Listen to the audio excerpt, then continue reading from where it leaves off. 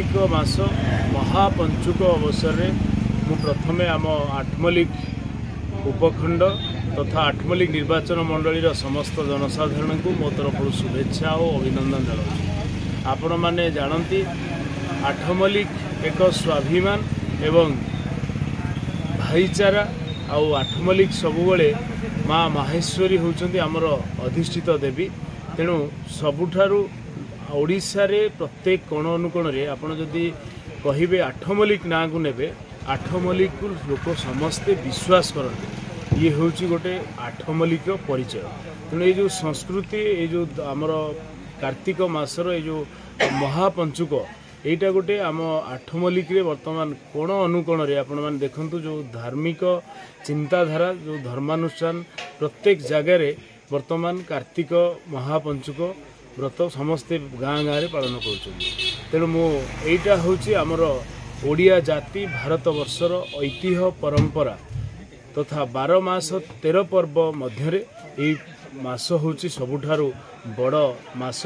आउ यही जो 5 दिन ये हूँ 365 दिन मध्य ये 5 दिन सबुठारु बड़ दिन बोली कह।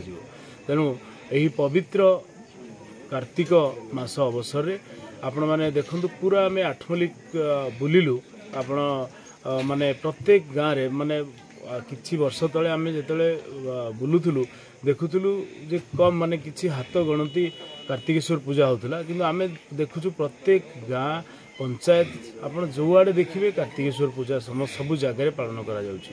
तेणु मु समस्त को एति कहबी जे आमे जो 5 दिन पालुचे तथा कार्तिक मास 365 दिन को आमे धार्मिक तथा आम गोटे धर्म जो अच्छी धार्मिक भाव में जदि समस्ते ताकू पालन करवा ताहले जाए ये कार्तिक मासर महत्व रहिबो।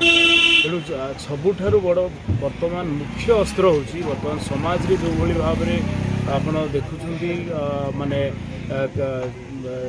क्राइम ठू धरिकी सब प्रकार वर्तमान युवपीढ़ी भी माने जो भली भाव में जो दिशा रे जाउचंती। तेणु सबुठारु मुख्य अस्त्र होची गोटे मात्र रास्ता जे पिला मानकू आ युवपीढ़ी को आध्यात्मिक परिवेश भितर तांकू समस्त को जोड़िया को पड़ो। तेणु यहीटा गोटे बहुत बढ़िया माध्यम जे आमे प्रत्येक पर्वपर्वाणी रे सांस्कृतिक आध्यात्मिक चिंता समस्त को पिला मानकू यदि देई परिबा ताहले जाई कि निश्चित भाव में समाज